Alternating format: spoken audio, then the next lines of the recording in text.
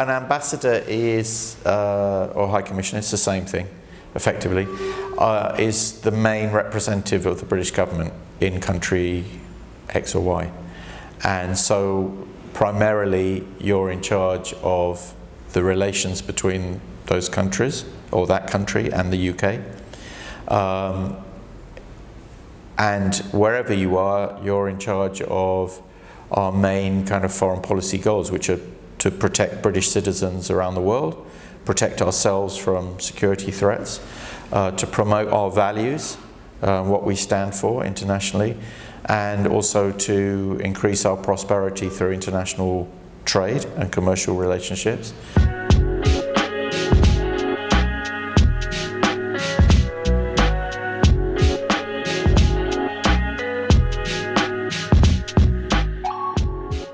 Yeah, the Diplomatic Academy is obviously it's part of the Foreign Office, and it's basically our internal school where we teach the basic facets of diplomacy and all the specialist knowledge that people may need according to their job, not only to the staff of the Foreign Office itself, and not only to the British staff of the Foreign Office, because 2/3 of our staff worldwide are people employed locally.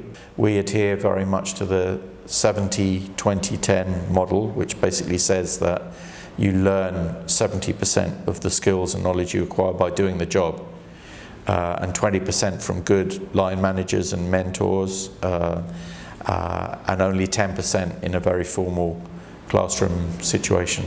Some of them are general skills like basic diplomatic practice, networking, influencing, negotiating, and many of the skills are job specific. So it depends what you're working on. Our language school, where we teach up to 85 languages at the moment, is obviously job specific. So if people are being posted to country X or Y and learning the language is part of the job spec for that job, then they'll be in the language school for anything up to 2 whole years, and probably including immersion training in the country concerned to get to operational fluency.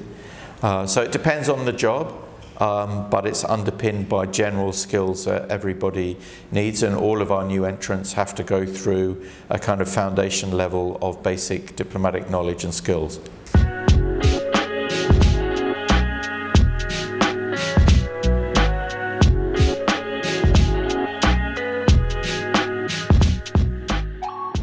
Oh, networking is a core component of diplomacy. It's absolutely essential to it. Having networks of contacts, meeting a lot of people in the government, in the private sector, in the elites of sport, business, culture, education, you name it. So it's absolutely what we do. And again, that means someone looking for a career in this business of diplomacy has to welcome that as something they'd be interested in doing. It has downsides. I've been to plenty of events where I've walked in and thought, oh, what the hell am I doing here, and how quickly can I get out of it? But that is vastly outweighed by the number of amazing events I've been to and interesting people I've met. It's a great skill, a bit like public speaking, which we also do a lot of. There's an inherent human nervousness about doing so. It's a challenge to cold call, if you like, in a room full of people and where you know no one and nobody knows you, possibly doesn't care at all about you, to make some headway, and but also in such a way that it's not overly transactional. One of the things we teach here is that on the first meeting with anybody, possibly first 2 meetings, never ask for anything, is one idea. Otherwise people will think you're being very kind of transactional and that you only want to know them for a specific reason. It's one of those skills that you can only teach up to a certain extent. A lot of it just comes from experience and trial and error along the way. Be authentic, be yourself.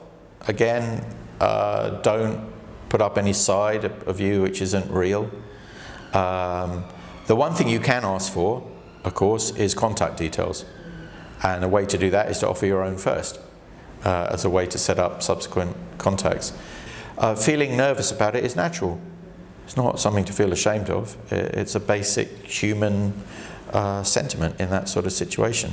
So being conscious of that, but also being conscious that millions of other people have overcome it. There's no reason why any of us should feel overly inhibited by it. But nerves is a good thing, and entirely natural. So don't be put off by that.